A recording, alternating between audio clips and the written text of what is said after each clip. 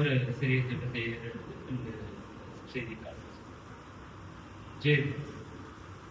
பரலோகத்திற்கு நல்ல பிதாவை தகப்பனே, இதோ இந்த வாரத்தின் முதல் நாளிலே உண்மை பாடவும் உண்மை பற்றி தெரிந்து கொள்கிற செய்தி மிக முக்கியமாக இந்த பந்தியில் கேள்விக்க கூடி வந்திருக்கிறோம். தகப்பனே, இதை வந்து கொண்டிருக்கும் மக்களை நீரே வேகமாய் கூட்டு சேர்க்குமாறு இந்த தகப்பனே, இந்த செய்தியில் நானல்ல தகப்பனே, நீரே பேசுகிறேன், நீரே வழி நடத்துகிறேன். தகப்பனே, எல்லாவற்றையும் பாதப்படையில் நீரே வழிநடத்தும் காக்கும்.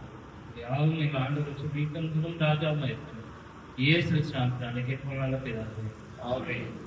மீண்டும் ஒரு செயல் உங்கள் அனைவரையும் இயேசு கிறிஸ்து நாமத்தினாலே வாழ்த்துதலோடும் வணங்குதலோடும் வரவேற்கிறேன்.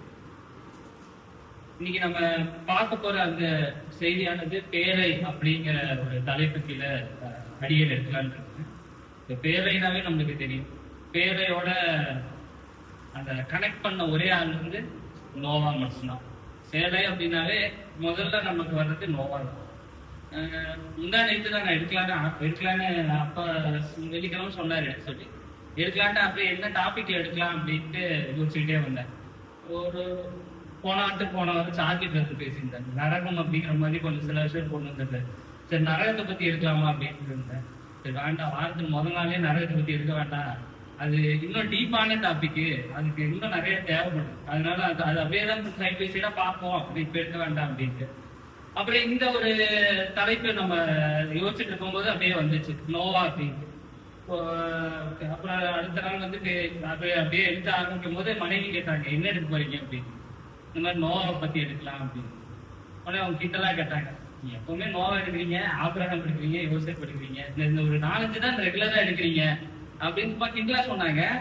அப்ப நான் யோசிச்சு பார்த்தேன், கரெக்ட் தான், ஒரு கிண்டலா சொன்னாலும் திரும்பி அதே எடுக்கிறோமே அப்படின்ட்டு. அப்புறம் டக்குன்னு நான் ஒரு விஷயத்த அவங்களே வாசிக்க சொன்னேன். யோவான் 21ஆம் அதிகாரம் 15-17 இது நம்ம இப்ப சமீபத்தை பார்த்த ஒரு செய்தி தான். சுரேஷ் அண்ணா கொடுத்தது. அவர்கள் போஜனம் பண்ணின பின்பு இயேசு சீமோன் பேதுருவை நோக்கி, யோவானின் குமாரனாகிய சீமோனே, இவர்களிலும் அதிகமாய் நீ என்னிடத்தில் அன்பாய் இருக்கிறாயா என்றார். அதற்கு அவன், ஆம் ஆண்டவரே, உம்மை நேசிக்கிறேன் என்பதை நீர் அறிவீர் என்றார். அவர், என் ஆட்டுக்குட்டிகளை மேய்ப்பாயாக என்றார். இரண்டாவதும் அவர் அவனை நோக்கி, யோவானின் குமாரனாகிய சீமோனே, நீ என்னிடத்தில் அன்பாய் இருக்கிறாயா என்றார். அதற்கு அவன், ஆம் ஆண்டவரே, உம்மை நேசிக்கிறேன் என்பதை நீர் அறிவீர் என்றார். அவர், என் ஆடுகளை மேய்ப்பாயாக என்றார். மூன்றாவதும் அவர் அவனை நோக்கி, யோவானின் குமாரனாகிய சீமோனே, நீ என்னை நேசிக்கிறாயா என்றார். என்னை நேசிக்கிறாயா என்று அவர் 3ஆம் தரம் தன்னை கேட்டபடியினாலே பேதுரு துக்கப்பட்டு, ஆண்டவரே, நீர் எல்லாவற்றையும் அறிந்திருக்கிறீர், நான் உம்மை நேசிக்கிறேன் என்பதையும் நீர் அறிவீர் என்று. வாசிச்சுட்டு இதுல என்ன இருக்கு, இது தெரிஞ்ச சம்பவம் தானே, நம்ம எல்லாத்துக்கும் தெரிஞ்ச சம்பவம் தானே. இதுல என்ன நீங்க ஏற்கனவே சொன்ன சம்பவம் தான், அதாவது ரொம்ப தெளிவானதானே இருக்கு. அப்படியா திரும்ப நீ படிச்சுப்பாரு அப்படின்னு திரும்ப 2வது வாட்டியும் படிச்சா, திரும்ப 3வது வாட்டியும் படிக்க வச்சேன், 3வது வாட்டியும் படிச்சாங்க, நீங்களும் இப்ப படிச்சீங்க. இதுல என்ன தெரிஞ்சு, இதுல நம்மளுக்கு தெரிஞ்ச ஒரு சம்பவம் என்ன, பேதுரு கேட்கிறாரு, இயேசு பதில் சொல்றாரு, பேதுரு கேட்கிறாரு, இயேசு பதில் சொல்றாரு. சுரேஷ் நான் ரொம்ப டீட்டெயிலாவே எடுத்தாரு. நீங்க நல்லா இப்ப திரும்ப படிச்சு பாருங்க அதே வசனத்தை. முதல் 2 வாட்டி இயேசு சொன்ன வார்த்தை என்ன, பேதுரு என்ன வார்த்தை திரும்ப சொல்றாரு. லூகாஸ் திரும்ப படிக்க அந்த முதல் வசனத்தை. முதல் 2 வாட்டி இயேசு கிறிஸ்து கேட்கும் போது என்னவா கேட்கிறாரு, அவர் கேட்கும் போதே அன்பாய் இருக்கிறாயான்னு கேட்கிறாரு. பேதுரு என்ன அதுக்கு பதில் சொல்லிருக்கோம், அன்பாய் இருக்கிற இல்ல, அன்பா இல்ல. ஆனா அவர் என்ன வார்த்தை அங்க போடுறாரு, நேசிக்கிறேன். 3வது வாட்டி அவர் என்னவா கேட்கிறாரு பாருங்க, 2 வாட்டி கேட்டுமே பேதுரு இயேசு என்ன அர்த்தத்துக்கு கேட்கிறாருன்னு தெரியலன்னா, இயேசு ஒருவேளை அவன் வார்த்தையவே நான் திரும்ப அவன்கிட்ட போட்டு பாக்குறேன், அப்பவாச்சும் அவன்கிட்ட என்ன பதில் வருதுன்னு பாக்கலாம்னா அந்த வார்த்தையவே திரும்ப போடுவாரு. நீங்க நல்லா கவனிச்சு பாத்தீங்கன்னா, இதை நம்ம சும்மா படிச்சோம்னா புரிஞ்சிருக்காது. திரும்ப ஒரு விஷயத்த நம்ம படிக்கும் போதும் அதோட ஆழமே புரியும். நீங்க நல்லா பாருங்க, 2 வாட்டி நேசிக்கிறான்னு கேட்டவர் 3வது வாட்டி நேசிக்கிறான்னு தான் கேட்டுக்கணும். ஆனா அவரு கேட்கல, அவர் வார்த்தையே போட்டார். கடைசியில நேசிக்கிறாருன்னு கேட்டார், அன்பாயின்னு கேட்டவரை நேசிக்கிறாருன்னு கேட்டாரு. அப்ப கேட்டவரையா அப்பதான் பேதருக்கே புரியுது. அது வரைக்கும் கூட அவருக்கு புரியல போல. பேதர் எப்பவுமே 3 வாட்டி, பேதருக்கும் 3க்கும் ரொம்ப சம்பந்தமே இருக்கும் எப்ப பாத்தீங்கன்னா. 3வது வாட்டி கேட்கும் போது அவர் வார்த்தையே கூட நம்ம சொன்னதே திரும்ப சொல்றாரு. அது வரைக்கும் கூட அவர் யோசிக்கல. ஆக நம்ம நிறைய விஷயங்கள் இப்படிதான் நம்ம படிக்கும் போதும் பேசும் போதும் சொல்ல ஒரு வாட்டி நம்ம சொல்லும் போது அது வேற அர்த்தம் கிடைக்கும். இன்னொரு வாட்டி நீங்க அதே படிச்சீங்கன்னா அது வேற அர்த்தம் கிடைக்கும். இப்ப இதே கவனத்தை நீங்க இந்த வசனத்தை திரும்ப படிக்கலாம், உங்களுக்கு வேற ஒரு அர்த்தம் கிடைக்கும். அதுதான் வேதாகமம். எப்பவுமே ஒரு சம்பவம் அப்படிதான். நம்மளுக்கு தெரிஞ்ச விஷயமா இருந்தாலும் சில நேரங்கள்ல அது திரும்ப நம்ம தியானிக்கும் போது அது வேற அர்த்தம். நம்ம என்ன மனநிலையில அதை படிக்கிறோமோ அந்த மனநிலை அதுதான் வேதாகமம். அதோட அழகுவாங்க. எப்பவுமே நீங்க சோகமா உட்கார்ந்து நீதிமொழிகளை படிச்சீங்கன்னா அது ஒரு விதமா கிடைக்கும். நீங்க சந்தோஷமா படிச்சு பாருன்னா அது வேற மாதிரி கிடைக்கும். அதுதான் வேதாகமம். அதனாலதான் நான் இந்த டாபிக்குள்ளேயே வந்தேன். சரி, நோவாங்கிறது எனக்கு சின்ன குழந்தையில இருந்து சொல்லி கொடுத்த ஒரு சம்பவம் தான். இருந்தாலும் இதுல இருந்து எனக்கு என்ன நம்ம தெரிஞ்சுக்க போற சில விஷயங்கள். அதனாலதான் நீங்க பாருங்களேன், பவுல் அடியார் எழுதும் போது எப்படி எழுதுறாரு, ரொம்ப அழகா எழுதுறாரு. பிலிப்பியர் 3ஆம் அதிகாரம் 1 வசனம். பிலிப்பியர் 3ஆம் அதிகாரம் 1 வசனம். மேலும் சகோதரரே, கர்த்தருக்குள் சந்தோஷப்படுங்க. எழுதுவது எனக்கு வருத்தம் அல்ல. எழுதுறதே சபை ஆரம்பிச்சு இந்த இது நடக்கிற சம்பவம் கிட்டத்தட்ட ஒரு 60 வருஷம் இருக்குமா, அதுக்குள்ளதான் இருக்கும். அதுக்குள்ளே அவர் என்ன சொல்லிட்டாரு, நான் திரும்ப நிறைய விஷயம் எழுதிக்கிட்டே இருக்கேன். உங்களுக்கு ஞாபகப்படுத்திக்கிட்டே இருக்கேன். திரும்ப சொல்றேங்காட்டி நீங்க அதனால தோய்ந்து போயிடக்கூடாது. நீங்க அந்த விஷயத்தை நான் திரும்ப சொல்றேங்காட்டி அதோட முக்கியத்துவத்தை நாம் அறிந்து கொள்ள வேண்டும். அப்படிதான் நான் வேதாகமத்தையும் பார்க்கிறோம். சரி, இப்ப நம்ம கவனத்தை நம்ம இன்னைக்கு நோவா குறித்து தான் பார்க்க போறோம். நோவா குறித்து பார்க்கும்போது நோவாவை இந்த சம்பவம் எல்லாத்துக்கும் தெரிந்த ஒரு சம்பவம். ஆனா இதுல இருந்து நம்ம என்ன கத்துக்கலாம்? நோவாவோட வாழ்க்கை, அந்த நடந்த சம்பவம், அந்த பேரை, அந்த வெள்ளம் வருது, எல்லாரும் அழிக்கப்படுறாங்க. ஆனா இதுல இருந்து நம்ம எப்படி இந்த விஷயத்த இன்னைக்கு கொஞ்சம் வித்தியாசமா எப்படி பார்க்கலாங்கிறத நம்ம கவனத்தை திரும்ப ஆதியாகமத்துக்கு திருப்பியும். ஆதியாகமம் படிச்ச வசனம் தான், முதல் வசனத்தை மட்டும் படிக்கும். மனுஷர் பூமியின் மேல் பெருக குமாரத்திகள் பிறந்தது. இப்ப ஆதாம் ஏவாள் அங்க இருந்து 3 பேரு, ஒருத்தர் இறக்குறாரு. 2 சமூகம். ஒண்ணு ஒரு கெட்ட வழியில போற சமூகம், இன்னொன்னு 3வது பிறக்கிற மகன். அவர் குடும்பத்துக்கு, அது தேவனுக்கு பயந்த சமூகமா வர்றாங்க. 2 குடும்பம் மொத்தமே இவ்வளவுதான். இதுல இருந்து புரிஞ்சவங்க தான் இவங்க எல்லாம். இப்ப எல்லாம் பழுகி பெறுகிறாங்க. தேவன் அவர்களுக்கு ஆணையிட்டதே பழுகி பெறுகின்றன, பழுகி பெறுகிறாங்க.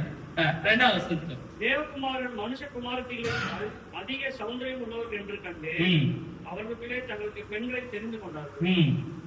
அப்பொழுது கர்த்தர் என் ஆவி என்றைக்கும் மனுஷனுடைய.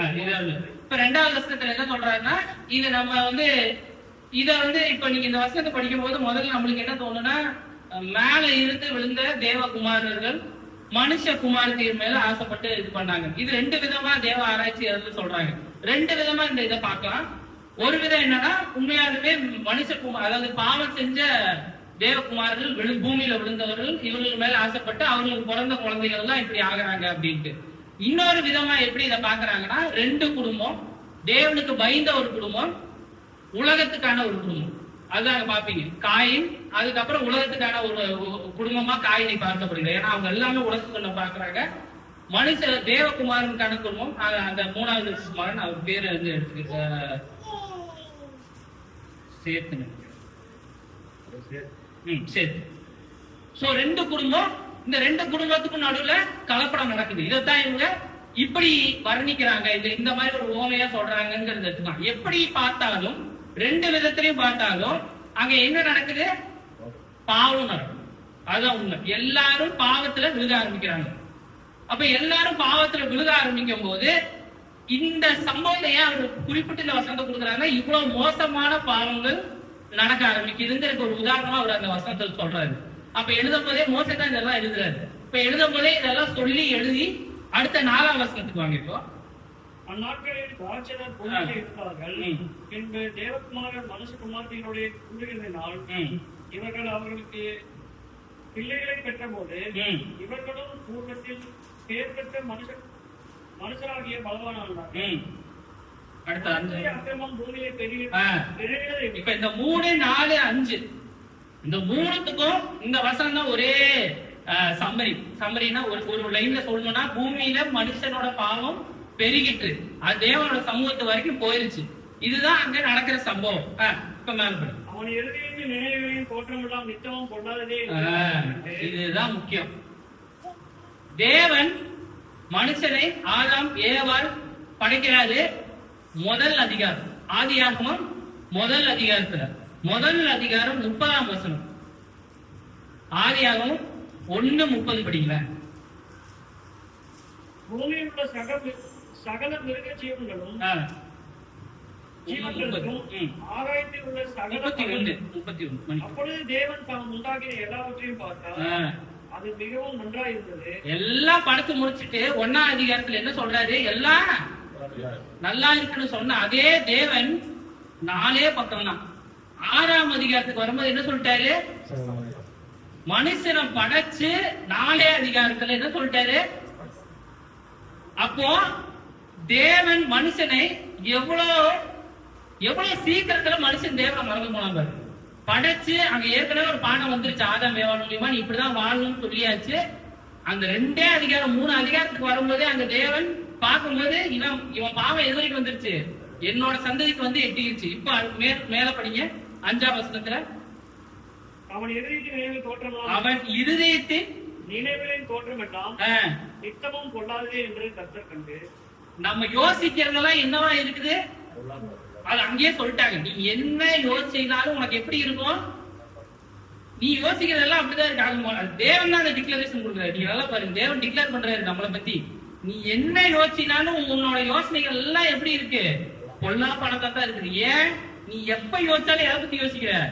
உலகத்துக்கான காரியத்தை யோசிக்கிற. உலகத்துக்கான காரியத்தை யோசிச்சுனா எப்படியா இருக்கும்? அது பொல்லாப்பாலா இருக்கும். நீங்க நல்லா பாருங்க, எபேசியர் 2ஆம் அதிகாரம் 1ஆம் வசனம். எபேசியர் 2ஆம் அதிகாரம் 1ஆம் வசனம். அக்கிரமங்களினாலும் பாவங்களினாலும் மரித்தவர்களாய் இருந்த உங்களை உயிர்ப்பித்தார். அப்போ தேவன் நோவாவை கொண்டு வெள்ளம் வச்சு உலகத்தை அழிக்கல. 5ஆம் வசனத்திலேயே அவர் டிக்ளேர் பண்ணிட்டாரு உலகம் அழிஞ்சிருச்சுட்டு. ஏன்? அவர் ஆவிக்குரிய அழிவை சொல்லிட்டாருங்க. நான் படைச்சு கொண்டு வந்தேன், இங்க கொண்டு வந்து நிறுத்துறேன், நீ அழிஞ்சிட்ட, நீ அவ்வளவுதான், நீ சாகவே சாவாயினாரு. ஆதாமையும் ஏவாளையும் பார்த்து அவங்க அங்க சாகவே சாவாயின்னு 2 வாட்டி சொன்னாரு. அன்னைக்கு ஒரு வாட்டி அண்ணா சொன்னாரு அந்த விஷயத்த 2 வாட்டி சொன்னாரு. ஏன் சாகல? அவர் சொன்னது ஆவிக்குரிய சாகு, அவ்வளவுதான். இனிமேல் உங்களுக்கு எனக்கு உள்ள இது இல்ல, நீ ஆவியில செத்துட்ட, அவ்வளவுதான். இதுக்கப்புறம் நீ உலகத்துக்கான சாவு உனக்கு எப்படி வந்தாலும் அது எப்ப வரப்போகுது எப்படி வரப்போகுதுங்கிறத பத்தி கவலை இல்லை. இங்க அதே விஷயத்தான் தேவன் என்ன சொல்றாரு மனுஷங்களை பார்த்து? எல்லாரும் ஆவியில செத்துட்டாங்க. அதான் அவர் அங்க சொல்றாரு. நீங்க 5ஆம் வசனம் திரும்ப படிச்சு பாத்தீங்கன்னா தெரியும். எல்லாரும் ஆவியில அங்க செத்துட்டாங்க. இதுக்கப்புறம் வரப்போறது உலகத்துக்கான சாவுதான் தவிர நான் ஆல்ரெடி என்ன பண்ணிட்டேன், அவங்களுக்கு ஆவிக்குரிய மரணம் வந்துருச்சு. 5வது கடைசி படிங்க. அவன் இருதயத்தின் தோற்றம் நித்தமும் பொல்லாததே என்று கர்த்தர் கண்டு. அத பார்த்துதான் அவரு சொல்றாரு. இப்ப இத சொல்லி முடிச்சோன்னு அடுத்ததுக்கு வராரு. இதுதான் ரொம்ப முக்கியமான ஒரு வசனம். மேல படிங்க. தாம் பூமியிலே மனுஷனை உண்டாக்கினதுக்காக கர்த்தர் முதல் வசனம் முதல் வார்த்தை இதோட நிறுத்திக்குவோம். அப்போ தேவன் இத்தனையும் நடந்ததை பார்த்துட்டு அவர் என்ன பண்றாரு? முதல்ல கோவப்படல, அவரோட பலத்தை காட்டல, அவரோட அந்த அதிகாரத்தை காட்டல. முதல்ல என்ன பண்றாரு? இதெல்லாம் நடந்துருச்சு, இத்தனையும் நடந்ததுக்கு அப்புறம் அவர் என்ன பண்றாரு? முதல் விஷயம் மனஸ்தாபப்படுறாரு.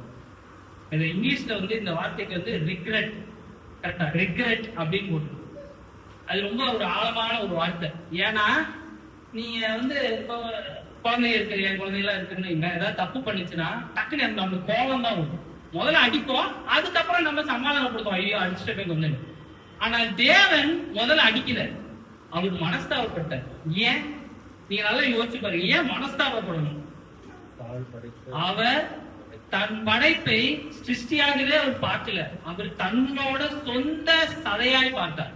நீங்க நல்லா பாருங்க, நான் படைச்ச ஒரு கருவி, அது நான் சொல்ற மாதிரி செய்தீங்கன்னா அதுக்காக கோவப்படுவேன், ரிப்பேர் பண்ணுவேன், சரி பண்ணுவேன். நான் அதுக்காக வருத்தப்பட மாட்டேன், மனஸ்தாபப்பட மாட்டேன். நீங்க யாருக்கான மனஸ்தாபப்படுவீங்க? ஜீவனுள்ள ஒரு உயிர் மேலதான் மனஸ்தாபப்படுவோம். அவர் உங்களையும் என்னையும் ஜீவனுள்ள ஒரு உயிரா பார்த்தாரு. அதனாலதான் முதல்ல அவர் என்ன பண்றாரு? முதல்ல மனஸ்தாபம் தான் பண்றாரு. வெள்ளம் வந்தது, கோவப்பட்டதெல்லாம் அடுத்தது. முதல்ல அவர் மனஸ்தாபப்பட்டு ரொம்ப வருத்தப்படுறாரு. அப்போ ஜீவன், நீங்க உயிர் நீ நான் நிறைய பேர் நம்ம பேசும்போது பார்த்துருப்போம். சில பேர் சொல்லுவோம், என்னடா உன் மூஞ்சில ஜீவனே இல்ல, ஒரு உயிரே இல்ல.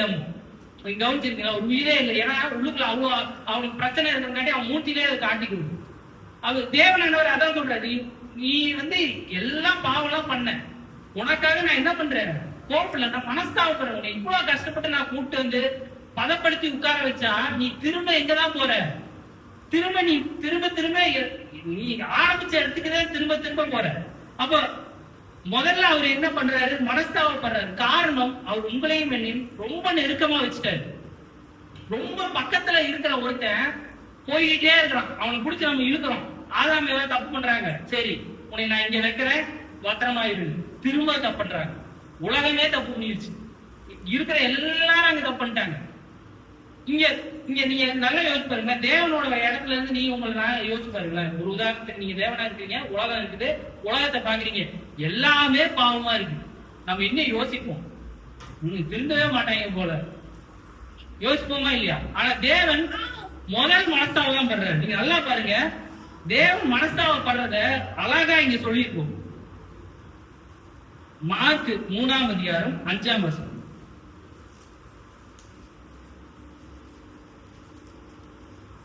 அவருடைய இருதய கடினத்தின் நிமித்தம் அவர் விசாரப்பட்டு கோபத்துடனே சுற்றிலும் இருந்தவர்களை பார்த்து, இங்க இயேசு கிறிஸ்து அவர்களை பார்த்து சொல்றாரு, இருதயத்தின் கடினத்தை பார்த்து என்ன பண்றாரு ஃபர்ஸ்ட் அவரு.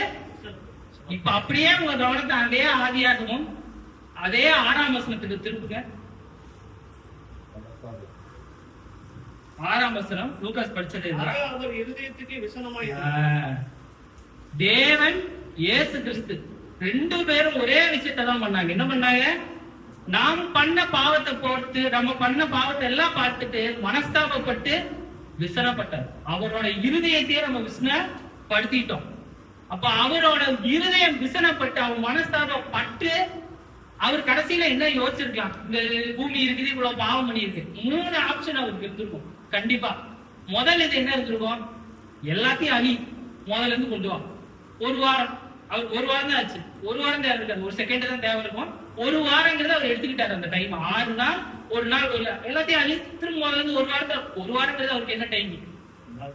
இது அவர் பண்ணல. ஏன்? நம் மீது கொண்ட கிருபை, நம் மீது கொண்ட அன்பு. யாராவது ஒருத்தனாச்சும் இருக்க மாட்டானாங்க, ஒருத்தன் இருந்தா போதும், நான் தப்பிக்க வச்சிருவேன். நீங்க நல்லா பாருங்க, யோவான் 4ஆம் அதிகாரம், யோனா 4ஆம் அதிகாரம் 10-11. 4ஆம் அதிகாரம் 10-11.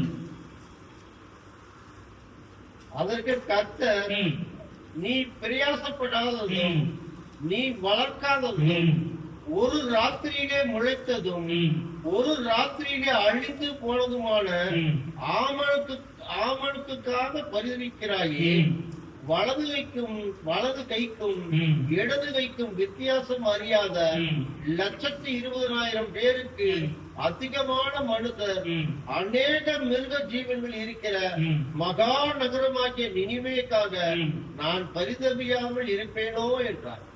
நல்லா பாருங்க, அங்க அவர் என்ன வார்த்தையை போட்டாருன்னு, பரிதவிக்க மாட்டேனாங்கிறாரு. அதாவது இதுக்கு வேண்டி நான் இரக்கம் காட்டல, கிருபை காட்டல, ஆனா என் இருதயம் எப்படி இருக்கு அவங்க மேல, பரிதவிக்குது. நான் வந்து எப்படியாவது அவங்களை எடுத்துருவேனான்னு தெரியும், நீ ஆவணத்துக்கு வேண்டி சண்டை போடுற. நான் அது நல்லா பாருங்க, வெறும் மனுஷனை மட்டும் சொல்லியிருக்க மாட்டான், மிருகஜீவனையும் சேர்த்தா சொல்லியிருப்பாரு. எல்லாத்துக்கும் வேண்டி நான் பரிதவிக்கிறேன். அப்போ உங்களையும் என்னையும் மீட்பதற்காக இப்படிப்பட்ட ஒரு பரிதவிப்பு, இப்படிப்பட்ட ஒரு மனஸ்தாபப்பட்டு அவர் கொண்டு வந்த காரணமே, மனஸ்தாபப்படுற காரணமே, இப்படிப்பட்ட ஒரு மீட்பை கொடுத்து நாம் திரும்பவும் பழைய வாழ்க்கைக்கு போகும்போது அவர் மிகவும் மனஸ்தாபப்படுறார். கோபம் கடலாம் அடுத்ததான், ஃபர்ஸ்ட் மனஸ்தாபம் தான். நீ நல்லா பாருங்க. அப்போ 3வது விஷயம் என்ன, இந்த மீட்பு எப்படியாவது நம்ம அவருக்கு கிடைக்கணும். அப்ப இங்க தேவனானவர் தேடுறாரு, யாராவது ஒருத்தர் இருக்க மாட்டாரு. இப்பதான் நம்மால் உள்ள வர்றாரு. படிங்க 8வது வசனம், ஆதியாகமம் 6ஆம் அதிகாரம் 8ஆம் வசனம். கர்த்தருடைய கண்களில் கிருபை கிடைத்தது. நீங்க நல்லா பாருங்க, நோவாவுக்கோ கர்த்தருடைய கண்களில் கிருபை கிடைத்தது. அப்போ தேவன் உலகத்துல எல்லாத்தையும் பார்த்துட்டு இல்ல இல்ல இல்ல யாருமே இல்ல இல்ல இங்க ஒருத்தர் இருக்கான், ஒரே ஒருத்தர் தான். அப்ப நீங்க நல்லா யோசிச்சு பாருங்க, உங்களையும் என்னையும் இதே இடத்துல வச்சு இந்த உலகம் எங்கேயோ ஒரு ஒரு முன்னேற்ற பாதைன்னு நினைச்சு போயிட்டு இருக்கிற ஒரு விஷயம். ஒரு நாளைக்கு எத்தனையோ குற்றங்கள் நடக்குது. சுரேஷ் அப்படி சொல்லியிருக்காரு, ஒரு நாளைக்கு கோயம்புத்தூர்ல மட்டும் அத்தனை கொலை நடக்குது. அத்தனை சம்பவங்கள், அத்தனை கொலை, அத்தனை பிரச்சனைகளுக்கு நடுவுல தேவனானவர் தேடி பார்க்கிறாரு. கோயம்புத்தூர் சபையில, கோயம்புத்தூர் நகரத்துல இங்க ஒரு குடும்பம் இருக்கு, இந்த ஒரு குடும்பம் இருக்கு, இந்த ஒரு சபை இருக்கு. நீங்களும் நானும் அவர் கண்ணில் கிருபை கிடைக்குமாறு வாழ்கிறோம். அதுதான் இங்க கேள்வி. வெள்ளம் வந்தது அடுத்தது. ஆனா முதல்ல நோவா தேவனுடைய கண்களில் கிருபை கிடைக்கிற மாதிரி வாழ்ந்தார். ஒரு நாள் 2 நாள்ல அவர் ஆயுசு ஃபுல்லா அப்படிதான் வாழ்ந்திருக்காரு. அப்ப இங்க கேள்வி, நீங்களும் நானும் இந்த உலகத்தில் ஜீவிக்கும் போது தேவன் வந்து இதே நிலைமையில் நின்று தேடி பார்க்கிறார். உங்களையும் என்னையும் தேடி பார்க்கும்போது இல்ல, இங்க இருக்கான் ஒருத்தன், இவனுக்கு வேண்டி நம்ம விட்டு வைப்போம். இந்த கேள்வி உங்களையும் என்னையும் பார்த்து இன்னைக்கு தேவன் கேட்பார். இதுதான் நம்ம தெரிஞ்சுக்க வேண்டியது. அப்ப நோவா என்ன பண்ணாரு? அந்த கேள்வி கண்டிப்பா வரும் அடுத்தது. நோவா என்ன பண்ணாரு? அவர் கண்ண எதுக்கு கிருபை கிடைக்கும்? அடுத்தது படிப்போம். 9ஆம் வசனம். நோவாவின் வம்சவரலாறு. நோவா தம் காலத்தில் இருந்தவர்களுக்குள்ளே நீதிமானும் உத்தமனுமாய் இருந்தார். நோவா தேவனோட சஞ்சரித்துக் கொண்டிருந்தார். நோவா தேவனோடு சஞ்சரித்துக் கொண்டிருந்தார். இதே மாதிரி சஞ்சரித்த இன்னொரு மனுஷன் யாருங்க? ஏனோக். இதுல இருந்து கொஞ்சம் முன்னாடி பாத்தீங்கன்னா ஏனோக் இருப்பார். அப்ப நோவா தேவனை ஆராதிக்கல. அவர் வந்து வார வாரம் சபைக்கு வர்றது அதெல்லாம் இன்னும் வரவே இல்லை. ஆனா அதுக்கு முன்னாடியே நோவா என்ன பண்ணியிருந்தாரு? சஞ்சரித்துக் கொண்டிருந்தார். சஞ்சரித்துக் கொண்டிருந்தாருங்கிறது என்ன அர்த்தம்னா, அவரோடய உருவாடி கொண்டிருந்தார். ஒரு சாதா ஒரு நாளைக்கு காலைல எந்திரிச்சு நைட் வரைக்கும் தேவனோட பேசிட்டே இருக்கிறாரு. இது பண்ண, அது பண்ண, இதெல்லாம் நடந்துச்சு. இந்த சஞ்சரிப்பு தான் தேவனை நோவா இடத்துல கிருபை கிடைச்சது, நோவா மீது. அப்ப நீங்களும் நானும் நோவா மாதிரி இந்த சஞ்சரிப்புக்குள்ள வரணும்னா நான் முதல்ல என்ன பண்ண வேண்டும்? அதுதான் அடுத்த கேள்வியா வரும். நமக்கு தெரியும் நியாய தீர்ப்புன்னு வரும்போது அதுதான் நடக்க போகுதுன்னு தெரியும். ஆனா நான் இப்ப சபைக்கு வரேன், சபைக்கு மட்டும் வந்தா மட்டும் நான் தேவனுடைய சஞ்சரிக்கிறேன். இதுதான் கேள்வி. நான் சபைக்கு வந்துட்டேன், அதனால நான் தேவனிடத்தில் சஞ்சரிக்கிறேன். ஒரு 3 விஷயங்களை குறித்து பார்த்து அதுக்கப்புறம் நாமே இந்த கேள்விக்கு பதில் தெரிவிக்கணும். முதல் விஷயம் 9ஆம் வசனத்தை திரும்ப படிங்க. நோவா தன் காலத்தில் இருந்தவர்களுக்குள்ளே நீதிமானும் உத்தமனுமாய் இருந்தார். அடுத்த வசனம். நோவா தேவனுடைய சஞ்சரித்துக் கொண்டிருந்தார். 10, 11 வரைக்கும். நோவா சேம், காம், யாப்பேத் என்னும் 3 குமாரரை பெற்றான். பூமியானது தேவனுக்கு முன்பாக சீர்கெட்டதா இருந்தது. பூமி கொடுமையினால் நிறைந்திருந்தது. அப்போ தேவனானவர் இந்த பூமியை முழுசா பார்க்கும்போது எல்லாரும் ஒரு சைடு போயிட்டு இருக்கிறாங்க. பாவத்து நிமித்தம் எல்லாரும் உலகத்தை நான் எப்படி அடுத்தது சொத்து சேர்க்கணும், எப்படி இப்ப நீங்க முன்னாடி பாத்தீங்கன்னா அப்பதான் வந்து இரும்பு தயாரிக்கிறாங்க. எல்லாம் புது கண்டுபிடிப்பா, தம்புரா, இந்த பாட்டு வாக்கியங்கள்லாம் நிறைய விஷயம் கண்டுபிடிக்கிற காலம் அது. எல்லாம் ஒரு சைடு ஓடிட்டு இருக்கும் போது ஒரே ஒரு மனுஷன் மட்டும் என்ன பண்ணிட்டு இருக்கிறாரு? நேர் ஆப்போசிட்ல ஓடிட்டு இருக்கிறாரு. உலகத்துக்கும் அவருக்கும் சம்பந்தமே இல்லாம ஓடிட்டு இருக்கிறாரு. இதைத்தான் நாம் முதல் புரிந்து கொள்ள வேண்டும். நாம் தேவனோட சஞ்சரிக்க வேண்டும் என்றால் அதை நினைச்சாச்சு நான் பார்க்கணும்னா முதலில் உலகத்தை விட்டு நான் ஒதுங்கி வர வேண்டும். உலகம் ஒரு டைரக்ஷன் ஓடிச்சுன்னா நான் என்ன பண்ணுவோம்? கண்டிப்பா அதுக்கு நேர் ஆப்போசிட்ல தான் ஓடியாது. இதுதான் சட்டம், வேற வழியே கிடையாது. ஏன்னா உலகத்தின் நினைவுகள் எல்லாம் எப்படின்னு முதல் வசனத்திலே அதான் அவர் சொல்லிட்டாரு. தீமையான விஷயங்கள் தான் மனசு ஃபுல்லா இருக்கு. அப்ப நீ அதுல இருந்து வெளியே வரணும்னா முதல்ல நோவா நடந்தது, அத்தனை பேர் ஒரு சைடு ஓடிட்டு இருந்தாங்க, நோவா மட்டும் ஒரு தனி திசையில் நோக்கி ஓடிட்டு இருக்காரு. நீ நல்லா பாருங்க. அடுத்த வசனத்தை படிக்க 13ஆம் வசனம். அப்பொழுது தேவன் நோவாவை நோக்கி, மாம்சமான யாவையும் முடிவும் எனக்கு முன்பாக வந்தது. அவர்களாலே பூமி கொடுமையாலும் நிறைந்தது. நான் அவர்களை பூமியோடும் கூட அழித்துக் கொள்வேன். நீங்க நல்லா யோசிச்சு பாருங்க. உங்களை நீங்களே நிதானிச்சு பாருங்க. இந்த இடத்துல உங்களை நீங்க வச்சு பாருங்க.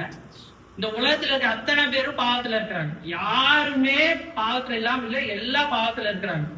நீங்க ஒரே ஒருத்தர், ஒரே குடும்பம் கிறிஸ்துக்குள்ள வந்து சபைக்கு வரீங்கன்னு வச்சுக்கலாம். நம்ம யாருமே இல்ல, ஒரே ஒரு குடும்பம். அது ஏதோ ஒரு குடும்பம், உங்க குடும்பத்தையே நீங்க வச்சுக்கோங்க. சபைக்குள்ள வர்றாங்க, நீங்க மட்டும்தான் வந்தாலும் உலகத்துல வேற யாருமே ஞாயிற்றுக்கிழமை சபைக்கு வர மாட்டாங்க. எல்லாம் அவங்க வேலையில பிஸியா இருக்கிறாங்க. நீங்க மட்டும் சபைக்கு வந்துட்டு போறீங்க. முதல் கேள்வி, நீங்க தான் ஃபர்ஸ்ட் வரீங்க. ஞாயிற்றுக்கிழமை 8:30 மணிக்கு பாத்தீங்கன்னா ஒரு 4 பேர் 6 பேர் இந்த குடும்பம்னு வச்சுக்கலாம். 6 பேர் கூடுறோம், சபை நடக்குது, திரும்ப போறீங்க. இந்த உலகத்து பார்வையில நீங்க எப்படி பார்க்க போறீங்க?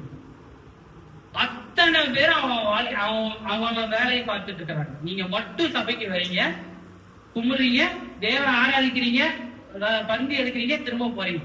முதல் கேள்வி, நம்ம வருவோமா? அத்தனை பேர்த்தையும் நம்ம எதிர்த்து நின்றுட்டு நம்ம தனியா வருவோமா? முதல் கேள்வி அதுதான். நமக்கு நோவா செஞ்சார், அதுதான் நோவா. அவர் போனார், யாருமே செய்யாத விஷயத்தை அவர் உலகத்திலிருந்து, உலகமே அப்படி போனாலும் நான் எப்படி போறேன்? நம்ம இன்னைக்கு வர்ற தைரியம் காரணம் நம்ம கூட இத்தனை பேர் இருக்கிறாங்க. ஆனா நம்ம ஒருத்தர் மட்டும் வந்தோம்னா நம்ம வருவோமா? அதுதான் கேள்வி. அந்த விசுவாசத்தை தான் தேவன் எதிர்பார்க்கிறார். நீங்க நல்லா பாத்தீங்கன்னா, எல்லாரும் பண்ணும்போது நம்ம அதையே செய்யறதோட நம்ம தனித்து தேவனுக்காக இப்படி நிக்கிறோங்கிறது தான் முக்கியம். நீங்க எல்லாரும் வராங்க, எல்லாரும் போறாங்கிறது வேற. ஆனா உலகத்தோட வாழாம நான் தனித்து எப்படி வாழ்றேங்கிறது தான் விஷயம். நான் தேவனுக்கு முன்பாக நான் சஞ்சரிக்க வேண்டும் என்றால் முதல்ல இந்த உலகத்து காரியத்தை நான் எடுத்து வைக்க வேண்டும். நான் அதை செஞ்சாதான் தேவனோடு நான் நிறுத்தமாக முடியும். உலகமும் தேவனும் ஒரே இடத்துல நிக்க முடியாது.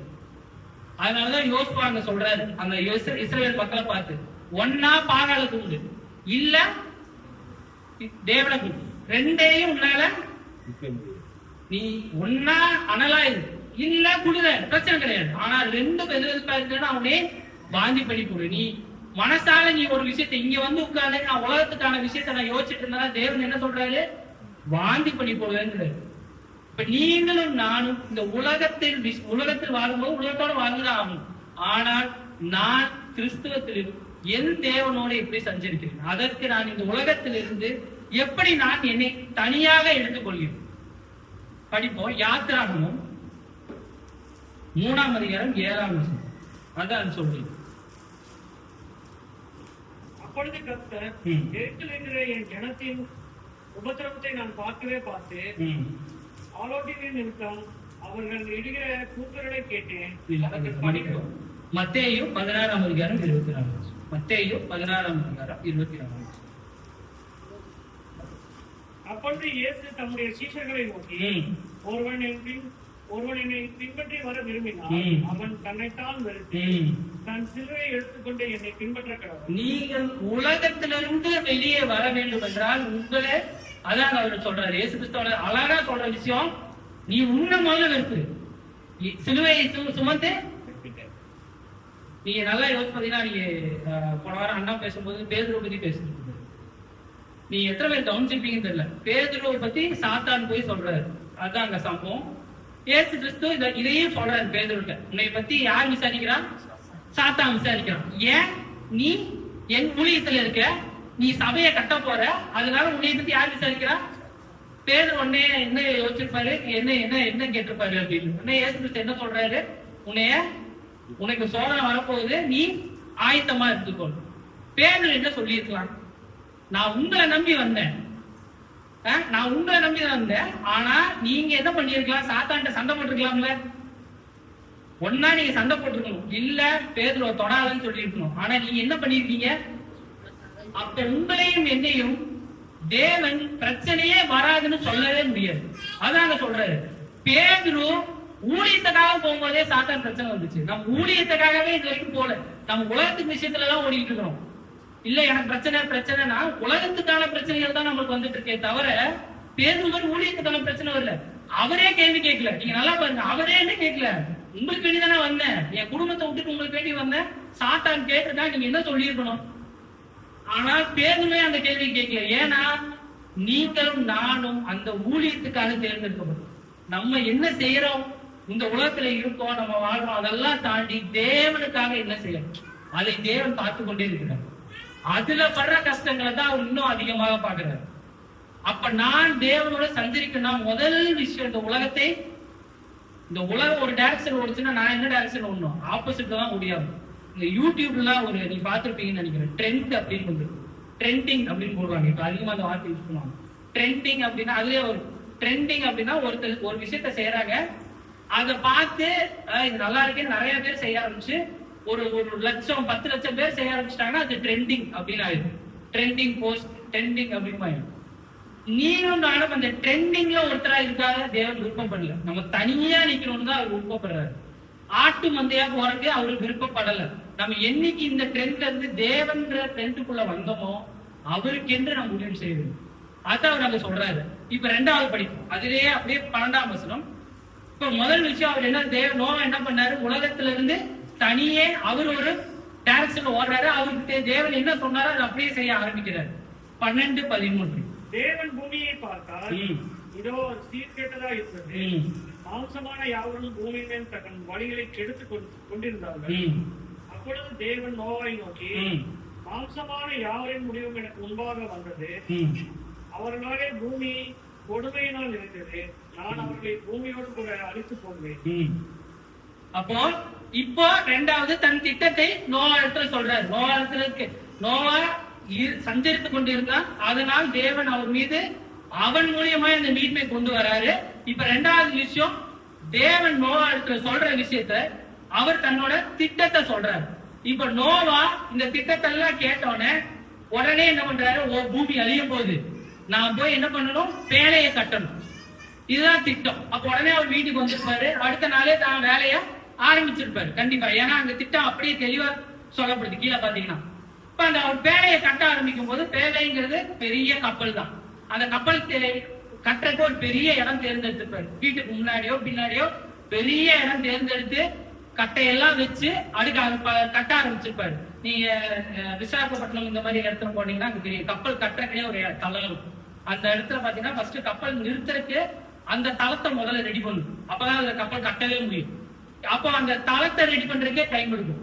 அப்ப இவர் முதல்ல அந்த தளம் எல்லாம் ரெடி பண்ணியிருப்பாரு, முதல்ல கப்பலை நிறுத்துறதுக்கு. இப்ப இவர் இதை கட்டிட்டு இருக்கிறாரு. ஒரு பாதி தூரம் கட்டியாச்சுன்னு வச்சுக்கலாம், இல்ல கொஞ்சம் இந்த தளம் எல்லாம் கட்டியிருக்காரு. இவர் வீட்டுல இருந்து வர்றவங்க எல்லாம் பக்கத்துல இருக்கவங்க எல்லாம் என்ன கேட்டிருப்பாங்க? முதல்ல ஏன்னா ஏதோ கட்டிட்டு இருக்கிறேன், நீ பாட்டுக்கு சம்பந்தமே இல்லாம என்ன கட்டுற அப்படின்னு கேட்டிருப்பாரு. கண்டிப்பா நோவாட்ட கேட்டிருப்பாங்க. நோவா என்ன பதில் சொல்லியிருப்பாரு? இந்த மாதிரி தேவன் சொன்னாரு, நான் ஒரு பேழை கட்ட போறேன். முதல் கேள்வி அவங்க கேள்வி என்னன்னு இருக்கும், பேழைனா என்னன்னு. ஏன்னா அது வரைக்கும் என்ன பேழையை யாரும் பார்த்தது இல்ல. அப்ப நோவா பேழையை கட்டுறேன்னு சொன்னோன்னே என்ன ஃபர்ஸ்ட் கேள்வி வந்திருக்கும், பேழைனா என்ன அப்படின்னு கேட்டுருவாரு. இந்த மாதிரி ஒரு போட் மாதிரி இதுக்குள்ள நான் போய்க்கலான்னு. 2வது கேள்வி, நீ ஏன் இந்த பேழையை கட்டுறேன்னு கேட்டிருப்பாங்க. இந்த மாதிரி வானத்துல இருந்து மழை வரப்போகுதுன்னு. 3வது கேள்வி அவன் என்ன கேட்டிருப்பான்னா, மழைனா என்னன்னு கேட்டிருப்பான். நீங்க நல்லா வாட்சி பாருங்க, அது வரைக்கும் பூமியில் மழையே இல்லை. நோவா தேவன் சொன்ன விஷயத்தை அப்படியே செய்தார். அவருக்கு நோவாக்கு பேழை எப்படி இருக்கணும் தெரியாது, மழை எப்படி இருக்கணும் தெரியாது. நீங்க நல்லா பாருங்க, ஆதியாகமம் 2ஆம் அதிகாரம் 56ஆம் வசனம். 2ஆம் அதிகாரம் 56ஆம் வசனம். ஆதியாகமம் 2ஆம் அதிகாரம் 5:6. நிலத்தினுடைய சகலவித செடிகளும் பூமியின் மேல் இன்னும் உண்டாகவில்லை. நிலத்தினுடைய சகலவித பூண்டுகளும் இன்னும் உழைக்கவில்லை. ஏனெனில் தேவராய கர்த்தர் பூமியின் மேல் இன்னும் மழையை பெய்ய பண்ணவில்லை. மழையே வரல. அது வரைக்கும் மழை என்பது ஒண்ணு இல்ல. ஆத்துல இருந்தா அவங்களுக்கு தனியா வந்துருந்துச்சு. இப்படி கட்டிட்டு இருக்கும் போது நோவாவோட பசங்களும் அவங்கள பத்தி இங்க அதிகமா போடல. அவங்க ஹெல்ப் பண்ணாங்களா இல்லையாங்கிறது கூட நம்மளுக்கு தெரியாது. ஆனா ஒரு விதமா யோசிச்சு பாருங்களேன், நம்ம வீட்டுக்கு முன்னாடி ஒருத்தர் உட்கார்ந்து இவ்வளோ பெரிய கப்பலை கட்டிட்டு இருக்கிறாரு. இது எது கட்டிட்டு இருக்காருன்னே தெரியல. ஒருவேளை அவங்க பசங்க என்ன சொல்லியிருக்கலாம், அவங்க அம்மாட்ட போய் அப்பா சும்மா சொல்லு, ஏதோ பண்ணிட்டு இருக்காரு, என்ன பண்றாங்கன்னே தெரியல, என் ஃப்ரெண்ட்ஸ் எல்லாம் பார்த்து என்னைய கிண்டல் பண்றாங்க, வாய்ப்பு இருக்கு கிண்டல் பண்றாங்க, இது என்ன பண்ணிட்டு இருக்கிறாரு. இன்னைக்கு உங்களையும் என்னையும் இப்படியாக செய்யறதுக்கும் வாய்ப்பு இருக்கு. நானும் நீங்களும் பைபிளை தூக்கிட்டு சபைக்கு வரும்போது இவன் எதுக்குடா போயிட்டு வந்துட்டு இருக்கிறான், உங்க ஃப்ரெண்டோ என் ஃப்ரெண்ட்ஸோ கேட்கறதுக்கும் வாய்ப்பு இருக்கு. எதுக்கு நீ போயிட்டு வந்துருக்கு, நீ போனாலும் உனக்கு கஷ்டம் தானே வருது, நீயும் வருஷம் ஃபுல்லா போற, உனக்கும் எனக்கும் ஒரே மாதிரி தான் கஷ்டம் வருது, அப்ப அதுக்கும் இதுக்கு என்ன வித்தியாசம் கண்டிப்பா கேட்டிருப்பாங்க. ஏன்டா நிறைய வாட்டி கேட்டிருக்காங்க. நீயும் எல்லா கல்யாணத்தையும் தவிர்க்கிற, எல்லா இடத்தையும் தவிர்க்கிற. ஆனாலும் உனக்கும் எனக்கும் பிரச்சனை ஒரே மாதிரி தானே வருது. நோவாவுக்கும் இதே கேள்வி கேள்விப்பட்டிருக்கு. அவர் பசங்களே கேட்டிருக்கோம், எதுக்கு இவரு கட்டிட்டு இருக்கிறாரு? வராத மழைனாவே என்னன்னு தெரியல, பேலைன்னு ஒண்ணு கட்டிட்டு இருக்கிறாரு, தேவன் சொல்றாருங்கிறாரு. இது எல்லாம் தாண்டி நோவா தான் செய்யும் காரியத்தில் உறுதியா இருந்தார். அவர் எங்கேயுமே தான் செய்யற விஷயம் தேவன் சொன்னதை தவிர அதை சந்தேகப்படல. நீங்களும் நானும் இப்படியாக இருக்க வேண்டும். முதல்ல நான் உலகத்துல இருந்து ஒதுக்கி வர, ரெண்டாவது நான் சபைக்குள்ளே வந்ததுக்கப்புறம் என் ஜீவ ஓட்டத்தில் சந்தேகம் இல்லாமல் ஓடணும். ஒரு கடுகளவு சந்தேகம் இல்லாமல் ஓடணும். இல்ல ஒரு பிரச்சனை வந்தோடனே அப்படியே கொஞ்சம் லைட்டா திருப்பி பாக்குறோமா, அவன் நல்லா இருக்கான், இவன் நல்லா இருக்கான், நம்ம ஓட்டுவான் அப்படின்னு நல்லா யோசிச்சு பாருங்க. உங்களை நீங்களே நிதானிச்சு யோசிச்சு பாருங்க. அதனாலதான் நீங்க நல்லா பாருங்க, பேதுரு பயங்கரமா மழை அடிக்குது, கப்பல் அவங்க வந்தாலே கப்பல் தள்ளாடுது, மழை, இருட்டு, வெளிச்சமே இல்ல, இடி மின்னல், தண்ணி ஆடுது. அங்க இருந்து யாரும் நடந்து வராங்க, பேய் பிசாசுங்கிறாங்க. கிட்டக்க வந்ததுக்கப்புறம் இல்ல அவர் இயேசு கிறிஸ்துங்கிறாரு. உடனே பேதுரு தான், எப்பவுமே முன்னாடி பேதுரு தான் போவாரு. பேதுரு உடனே நான் வரட்டா உங்ககிட்டன்னு கேக்குறாரு, வா அப்படிங்கிறாரு. அவ்வளவு இருட்டுல இயேசு கிறிஸ்துவும் பேதுருவும் பார்த்திருக்கிற இடம் 10 அடியா தான் இருந்தது. நீங்க நல்லா பாத்தீங்கன்னா, ஏன்னா அதை தாண்டி பார்த்துக்க முடியாது, அவ்வளவு இருட்டு. பக்கத்துல இருந்தாலும் பார்க்க முடியும். இவர் எடுத்து 2 ஸ்டெப்பை வச்சுட்டாரு. வைக்கிற வரைக்கும் பிரச்சனை இல்லை, அவர் இயேசு கிறிஸ்துவ பார்த்துட்டு இருந்தாரு. எங்க பிரச்சனையாச்சு? 4 இடி இடிச்சிருக்கும். 4 இடி இடிச்சோட இங்க பார்த்தாரு, என்ன பார்த்தாரு? 4 இடி இடிச்சிருச்சு. இதேதான் நானும் செய்யணும். ஆனா நோவா 10 அடியும் இயேசு கிறிஸ்துவ நோக்கி வச்சுட்டாரு. அவர் 2 அடியில் நிறுத்தல, பேர் 2 அடி நிறுத்தினாதான் உள்ள போனாரு. அவர் அந்த 2 அடி வச்சது இயேசு கிறிஸ்துவ பார்த்து தைரியமா வச்சுட்டாரு. 3வது வைக்கிறப்ப இடி இடிச்சிருக்கும். அந்த இடிதான் நீங்களும் நானும் வாழ்க்கையை சந்திப்பது. அது இருக்கும், அது இல்லாம போவே போகாது. நீங்களும் மழை, அதனாலதான் மழைக்கு அதை காரணம் சொல்லுவாங்க, நல்லவங்க மேல தீவிர மேலே மழை பெய்யும், இவங்களுக்கு மட்டும் அவங்களுக்கு மட்டும் பெய்யாது. நீங்களும் நானும் சபைக்கு வருகிறோம், போறோம், வரோம், ஆனா நமக்கு பிரச்சனை இருந்துகிட்டே இருக்கு. நான் காலேஜ் படிக்கும் போதெல்லாம் யோசிப்பேன், நம்ம கரெக்டா சபையெல்லாம் வரோம், நம்ம ஏன் கம்மி மார்க் வாங்குறோம்? அப்ப அதிக மார்க் வாங்குறோம் ரொம்ப நல்லவனா கிடையாது. அதுதான் அங்க தேவனோட நீதி. அவர் உங்களையும் என்னையும் இந்த உலகத்துக்காக அல்ல, நித்தியத்துக்கு தயார்படுத்துறார். அந்த 10 அடியும் நித்தியத்துக்கு நோக்கிய அடிதான். அப்ப நீங்களும் நானும் நோவா மாதிரி இருக்க வேண்டும் என்றால் நாம் காணப்படாதவர்களை நம்ப வேண்டும். நோவா அங்க பார்க்கவே இல்லை, மழையும் பார்க்கல, மிருக ஜீவன் எல்லாம் வந்து சேருங்கிறத அவர் நம்பினாரு. அது வரல, அது கடைசி வரைக்கும், கடைசியில தான் வந்துச்சு. மழை கட்ட மழை வரவே இல்லை. 1 வருஷம் 2 வருஷம் இல்லை, மொத்தம் நோவா, வேத ஆராய்ச்சியாளர்கள் மொத்தம் நோவா எத்தனை வருஷம் கட்டியிருக்காரு தெரியுங்களா? 80ல இருந்து 120 வருஷம் கட்டியிருக்கிறார் பேழையை. அந்த பேழையை கட்டி முடிப்பதற்கு ஒரு கணக்கு போட்டிருந்தாங்க. அந்த கணக்கு 80ல இருந்து 120 வருஷம். நீங்களும் நானும் 120 வருஷம் நம்ம உயிரோட இருக்கிறது வேற. எந்த சந்தேகமும் இல்லாம சபைக்கு வந்துட்டு போக முடியுமா? நோவா செஞ்சார். பார்க்காத விஷயத்துக்கு அவருக்கு தெரியவே தெரியாது இதுதான் நடக்க போகுதுன்னு. ஆனால் 120 வருஷம் மனுஷன் கட்டை எடுப்பாரு, போவாரு, கட்டுவாரு, நைட்டு வருவாரு. ஒய்ஃப் கூட கேட்டிருப்பாங்க, என்ன நீங்க 1 வருஷம் 2 வருஷம் தான் பரவாயில்ல, போயிட்டே இருக்க 120 வருஷம் வரைக்கும் மழை நீ சொன்னதும் வரலையே. அப்போ நீங்களும் நானும் இதே சூழ்நிலையில தான் இருக்கும்.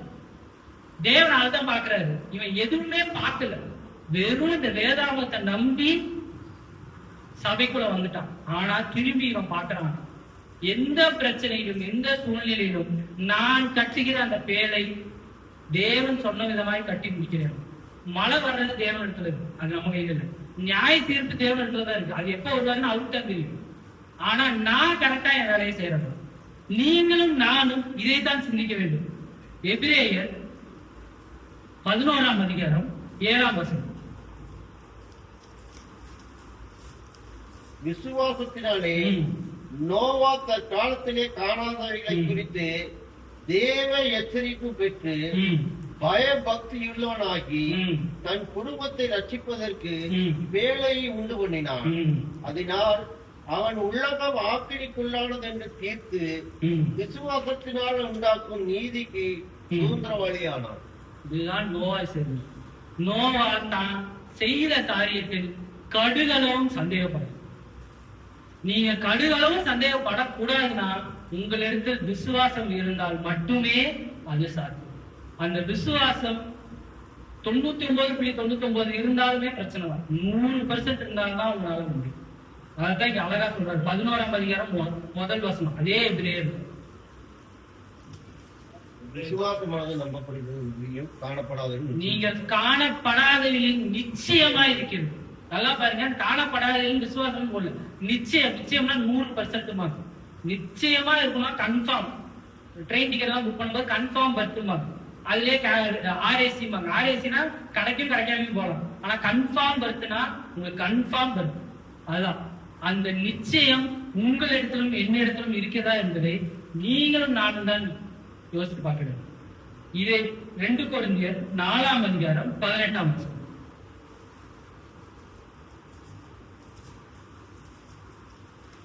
ஏனெனில் காணப்படுவர்கள் அநித்தியமானது, காணப்படாதவர்கள் நித்தியமானது. காணப்படுவர்கள் எல்லாம் எல்லாமே என்ன சொல்றது? அழிஞ்சு போயிருந்தது. அதான் அந்த அநித்தியம். காணப்படாதவர்கள் தான் எப்பவுமே நித்தியம். உங்களுக்கும் எனக்கும் பேதலுக்கு மாதிரி அந்த இடி பிரச்சனையா நம்ம கண்ணுல தெரியுது. ஆனா காணாதது என்ன? முன்னாடி இருக்கிற இயேசு கிறிஸ்து. அதை நம்ம பார்த்துட்டு போயிட்டே இருக்கோம்னா இந்த சுத்தி இருக்கிற எந்த பிரச்சனையும் உங்க கண்ணுல விழுகாது. அது வந்தாலும் நமக்கு பெருசா தெரியாது. ஏன்னா நோவா அப்படிதான் இருந்தார். நோவாவை குறித்து சுத்தி இருக்கிறவங்க எல்லாம் பேசுறாங்க, இது ஏதோ பைத்தியம் முடிச்சுட்டு போல எதையோ கட்டிட்டு இருக்கிறாங்க. நீ நல்லா யோசிப்பாரு, 1 நாள் 2 நாள் பேசலாம், 120 வருஷம் ஒரு மனுஷன் தாங்கிட்டு இருந்தான். அப்ப எந்த அளவுக்கு அவர் விசுவாசம் இருக்கணும். நீங்களும் நானும் உயிரோடு இருக்கிற வரைக்கும், மரிக்கிற வரைக்கும் இந்த விசுவாசம் தான் இருக்கும். யாரு என்ன பேசினாலும் தெரியும். நோவோட மனைவியும் பேசியிருக்கலாம், பசங்களும் பேசியிருக்கலாம். நமக்கும் அப்படிதான் பேசலாம். நம்ம மனைவியும் நீங்க இப்படி இருக்கிறீங்க, கூட பக்கத்துல இருக்கிற பாருங்க எப்படி இருக்கிறாரு. எதையும் நோவா கண்டுக்கிறது. நோவோட ஒரே குறிக்கோள் தேவன் கொடுத்த திட்டத்தை நிறைவேற்றி கொடுக்கும். அதுக்காக அவர் உலகத்தை வெறுத்து இருந்தார், பொறுமையோடு இருந்தார், தன் விசுவாசத்தில் உறுதியா இருந்தார், சந்தேகப்படல. எந்த இடத்துலயும் அவர் சந்தேகப்படவில்லை. நீ அதை பாத்தீங்கன்னா 6ஆம் அதிகாரம் 17-18 ஆதியாகமம் 6ஆம் அதிகாரம். வானத்தின் கீழே ஜீவ சுவாசம் உள்ள சகல மாம்ச ஜந்துக்களையும் அழிக்க நான் பூமியின் மேல் ஜலப்பட பிரளயத்தை வரப்பண்ணுவேன். பூமியில் உள்ள யாவும் ஆண்டு போகும். ஆனாலும் உன்னுடனே என் உடன்படிக்கை ஏற்படுத்துவேன். நீயும் உன்னோட கூட உன் குமாரரும் உன் மனைவியும் உன் குமாரரின் மனைவிகளும் வேலைக்குள் பிரவேசியும். அவர் இப்படி இருந்த அந்த காரணத்தினால் கடைசியாக அவருக்கு கிடைக்கப்பட்டது அந்த மீட்பு, ரட்சிப்பு. அவர் கிருபையினாலே அவர் மீது இருந்த தேவன் மீது இருந்த கிருபையினாலே அவர் மீட்கப்பட்டார். ஆனா அந்த மீட்பிலுமே உடனே அவருக்கு மீட்பு கிடைக்கல. நீ நல்லா யோசிச்சு பாருங்க. பேலை நீ அங்க போ, ஒரு பேலை இருக்கு, உள்ள போய் உட்கார்ந்துக்கோன்னு சொல்லியிருக்கலாம். இதுல ஒண்ணும் தப்பே கிடையாது, பிரச்சனையும் கிடையாது. இல்ல நீ போய் அந்த மலை மேல நின்னுக்கோ, இதெல்லாம் அழிச்சிடுறேன், அந்த மலை வரைக்கும் தண்ணி வரும். ஆனால் தேவன் உங்களையும் என்னையும் அந்த பேலையை கட்ட வைக்கிறார். அது நம்மளோட கடமையா பார்க்கிறார். இவன் பொறுமையோடும் என்ன நடந்தாலும் அந்த பேலையை கட்டுறான். கட்டினால்தான் நான் அவனை அந்த பேலைக்குள் அடைப்பேன். கடைசியில பாருங்க 16-17 கடைசி 18.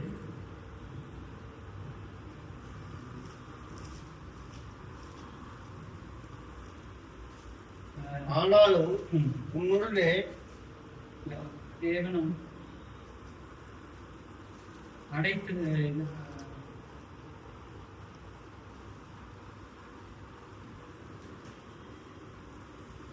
7ஆம் அதிகாரம் இல்ல அடைச்சிட்டாரு இல்ல, அதுக்கு முன்னாடி 6ஆம் அதிகாரம் 22 படிச்சிருக்கேன். நோவா அப்படியே செய்தான். தேவன் தனக்கு கட்டளையிட்டபடி எல்லாம் அவன் செய்து முடித்தான். அதுக்கப்புறம் 7ஆம் அதிகாரம் 16ஆம் வசனம். அவர்களோட ஜாதி ஜாதியான சகலவித காட்டு மிருகங்களும் ஜாதி ஜாதியான சகலவித நாட்டு மிருகங்களும் பூமி மேல் ஊறுகிற ஜாதி ஜாதியான சகலவித ஊரும் பிராணிகளும் ஜாதி ஜாதியான சகலவித பறவைகளும் சகலவித 7:16 தேவன் அவனுக்கு கட்டளையிட்டபடியே பெண்ணுமாக சகலவித மாம்ச ஜந்துக்களும் உள்ளே பிரவேசித்தனர். அப்பொழுது கர்த்தர் அவனை உள்ளே விட்டு கதவை அடைத்தார். கர்த்தர் அவனை உள்ளே விட்டு வேலையை கட்டினது நோவா. ஆனா உள்ளே வைத்தது தேவன். இன்னைக்கு நீங்களும் நானும் இந்த சபையாக பேழை கூட இருக்கிறோம். சுத்தி என்ன வேணா நடக்கலாம். அந்த வெள்ளம் எப்ப வரும் நோவாவுக்கு தெரிஞ்சிருக்கு தெரியல, யாருக்குமே தெரியல. கடைசி நிமிஷம் வரைக்கும் அவரு பிரசங்கித்துட்டே தான் இருந்தாரு. நீங்க நல்லா பாருங்க, 2 பேர் 2ஆம் அதிகாரம் 5ஆம் வசனத்துல போட்டிருக்கோம். நோவா பிரசங்கித்துட்டே தான் இருந்தாரு, நியாய தீர்ப்பு நாள் வரப்போகுதுன்னு. உங்களிடத்திலும் என்னிடத்திலும் அதைத்தான் தேவன் எதிர்பார்க்கிறது.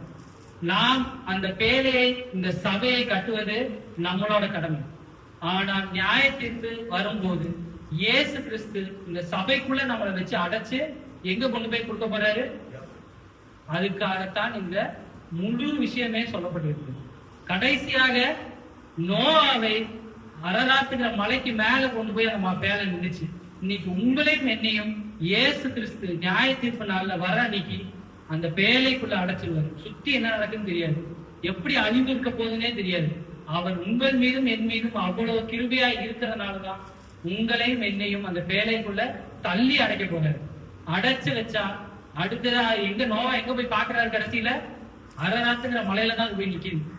நீங்களும் நான் இவ்விதமாய் இந்த விஷயத்தை குறித்து நோவா மாதிரி நாம் இந்த விஷயங்களை கைப்பற்றுவோமானால் தேவன் இயேசு கிறிஸ்து வரும் நாளிலே நாம் மீட்கப்படுவோம்.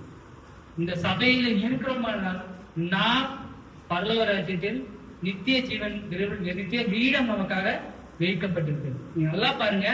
அதனாலதான் இந்த பேழைக்கு ஆங்கிலத்துல ஆர்க் அப்படின்ட்டு, நோவாஸ் ஆர்க் அப்படின்னு இருக்கும். நீங்க எல்லா இடத்துலயும் பாத்தீங்கன்னா தெரியும். இந்த ஆர்க்குங்கிறது ஈப்ரு மொழி. இந்த ஈப்ரு மொழி எதுல இருந்து எடுக்கப்பட்டதுன்னா, ஈப்ரு மொழியில இந்த வார்த்தை வந்து இருதயம்ங்கிற வார்த்தையில இருந்தா இந்த ஆர்க்கிலே வந்து, அதனாலதான் இருதயம்னு போட்டிருக்கு. நாம் தேவனுடைய இருதயத்தில் இருக்க வேண்டும். அந்த பேழைக்குள் நாம் இருக்க வேண்டும் என்றால் நாம் இவ்விதமாய் நம்மை நாமே காத்துக்கொள்ள வேண்டும். பொறுமையாக உங்கள் கேட்ட அனைவரையும் தேவன் ஆசீர்வதிப்பார்.